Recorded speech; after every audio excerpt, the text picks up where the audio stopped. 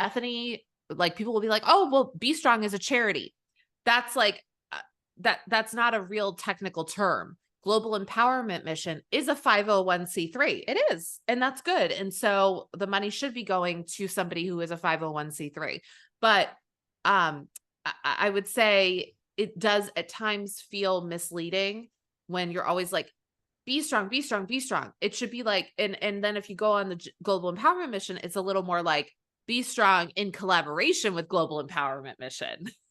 Right. And like, if you ever really focus on the video, she says like, here's a warehouse and we're donating. Like she never says, Be Strong. This is Be Strong's. I'm in the Be Strong warehouse. That will never be said. Yes. I am here. I am donating all of this. It's like, we're in this warehouse. We're donating. And that I'm not great. Good for you. Yeah. I'm not doing that today, but like, it's just a little of like, why do we even have to go here? Can't you just say like, I work with this, like I could say, this is the charity I've chosen. They're great. I work. It's a little something. I think it's a little, it's when you remember that there is, and I think this is hard for people across the board.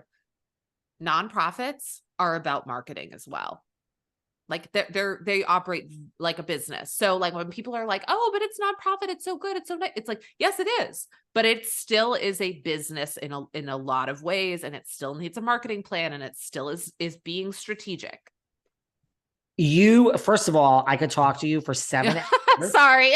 No. I'm not even saying that in a bad way. Like there's like, you're going to have to come back because like, I would love to come back. I could talk to you about the Kardashians, Lord Disick, yes. God, I saw you just, but I'm huge Food God stan, even though I know he's unhinged, but I love him. No, are you kidding me?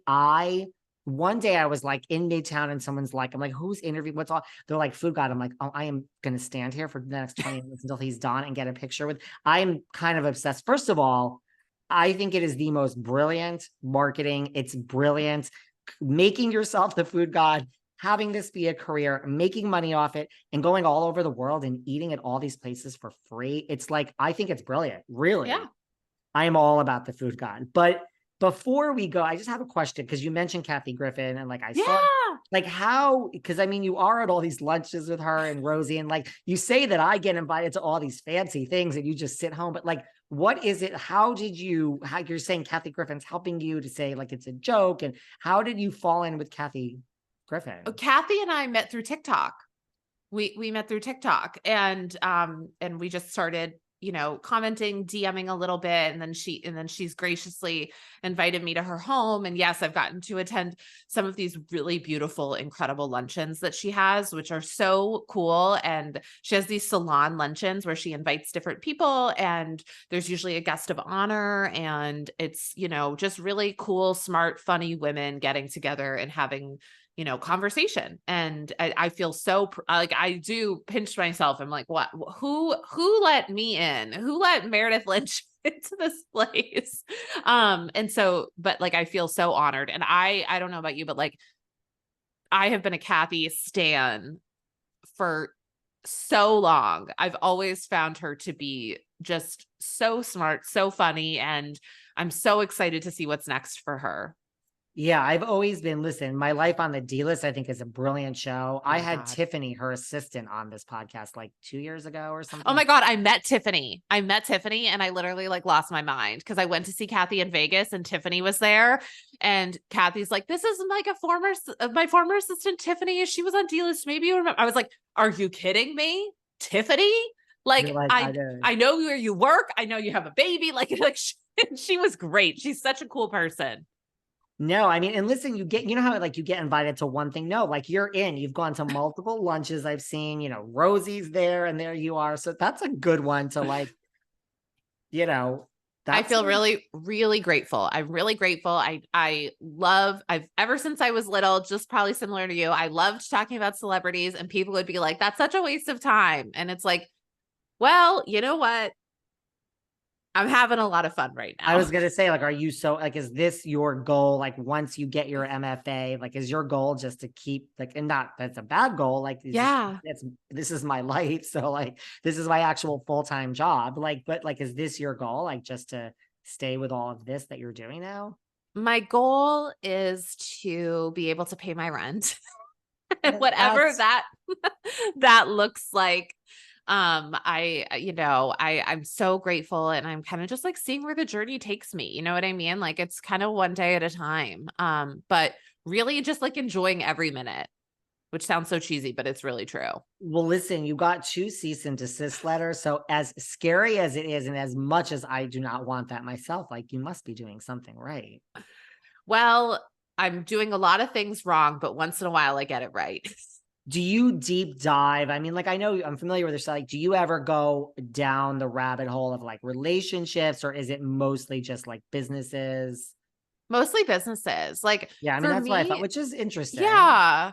For me, like relationships, I think that it can be really hard because like even just reading the Brittany and Justin stuff in here, I'm like, listen, there are only two people who really know what's going on in a relationship, and Right. sometimes not even that, right? Like it's hard, Yeah. but I like businesses, and my goal is to really, I love having conversations about the wealth disparity, and I think it's really important, and I think things like the writer strike and the SAG after strike have brought it to light. And so people make fun of my content and say I talk about stupid shit, but it's like, I don't know, like there's some stuff that it's like, let's talk about these celebrity brands. Why do celebrities have to have brands? Because the business doesn't pay what it used to.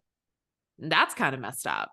The business, I mean, I talk about that's one of my favorite topics too. Talk about like fame, the addiction of fame. And no, I mean, yeah, like there's, and I mean, I don't even mean to belittle people, but like, yeah, like there's Jennifer Lopez and there's Julia Roberts and George Clooney and Brad Pitt. And then there's a few others. And then there's like everyone else. Like the Yeah. business pays shit. Like if you want to make money, becoming an actor and actress and becoming famous is not the way to go. Like if you're really hardcore, like George Clooney is loaded because he sold a tequila company. Like Ryan Reynolds is set for life because of Mint Mobile. Like it's just, there's such a misperception about the business. Like, look, if you love the work of all, but I just think people think it's like, oh my God, when you scratch under the surface, it's like people are screwed every which way. Like, yes, Friends is an exception, and like Modern Family and like a lot of the shows now, but you talk to like actresses and actors from the 80s and 90s, they're just like, sweetie, it's in syndication and I make $1.50.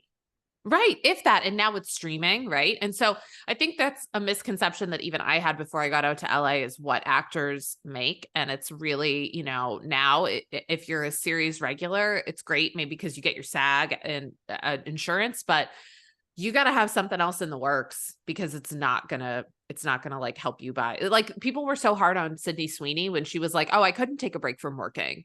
They were like, why? Like, because at the end of the day, also all of the people you have to pay. Yeah. So it's Yeah. interesting. This is why we'll also talk about Drew Barrymore next time going back to work. I Yes. know that is in your wheelhouse as well. Yes. Thank you so much. I'm hopefully I didn't keep you for too No, long. no, no, no. This was so Okay. fun. I had a You'll blast. Hopefully this was not too long for you. No, I could talk to you forever. This is gonna be a 2-part I episode, love but it. we will next time you come, I wanna talk about the Kardashians and why you do, and I'm not knocking them. I bow down to the house of Kardashian. I Yeah. just wanna know, like, why you don't go after them and, like, just Oh, I do, but I just think that it's in a way that is like they are really smart. There's some things they do really right, and if we a don't lot. acknowledge that, and so I think because I say things about them that are not positive, but I'm also not afraid. Just like Bethany, I'm not afraid to say like, yeah, it's great. I love that she's used her fame to like help, like raise funds. That's good. Like two things can be true about celebrities, and that's what I think the most important thing is. I say that all the time. I'm like, 2 Yeah. things can be true. Where can everyone find you just so they can watch all Yes. these viral moments of You yours? can find me yelling into the void on TikTok and Instagram at Meredith M. Lynch. You'll definitely come back. Do you watch all the shows? Like, are you gonna watch Beverly Hills and all do you watch all the shows? I don't watch all the shows, I have to admit. I I watch a don't even lot, watch but all the shows. I yeah, mean, it's so much, and you can get too so much on much. TikTok clips, I know. right? I say this, so I watch really when I'm interviewing someone. So, like, if I'm not interviewing someone for Salt Lake for 9